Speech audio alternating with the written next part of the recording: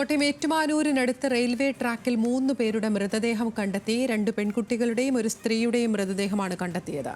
ഗോകുൽ രമേശുണ്ട്. ഗോകുൽ, എന്താണ് സംഭവം? അതിന് അല്പസമയം മുമ്പാണ് ഏറ്റുമാനൂരിനടുത്ത് ഇത്തരത്തിൽ റെയിൽവേ ട്രാക്കിൽ 3 മൃതദേഹങ്ങൾ കണ്ടെത്തിയത്.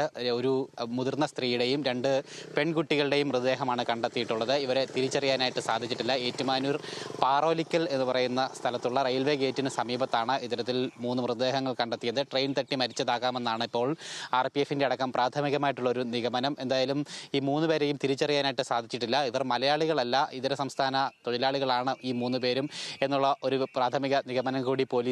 എന്തായാലും അതുവഴി കടന്നുപോയിട്ടുള്ള പാസഞ്ചർ ട്രെയിനാണ് ഈ വിവരം കൃത്യമായിട്ട് RPF-നെ അറിയിക്കുകയുണ്ടായത്. തുടർന്ന് RPF സംഘം അവിടെ എത്തി പരിശോധനകൾ നടത്തിക്കൊണ്ടിരിക്കുകയാണ്. മൃതദേഹം ഇനിയും തിരിച്ചറിയാനായിട്ട് സാധിച്ചിട്ടില്ല. ഒപ്പം പോലീസിനും ഇതുമായി ബന്ധപ്പെട്ട വിവരം അറിയിച്ചിട്ടുണ്ട് എന്നാണ് മനസ്സിലാക്കാനായിട്ട് സാധിക്കുന്നത്.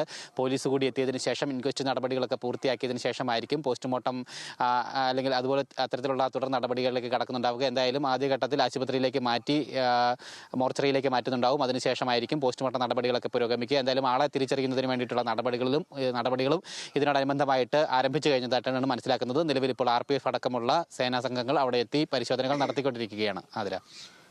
ശരി, ഗോകുൽ രമേശാണ് വിശദാംശങ്ങൾ നൽകിയത്.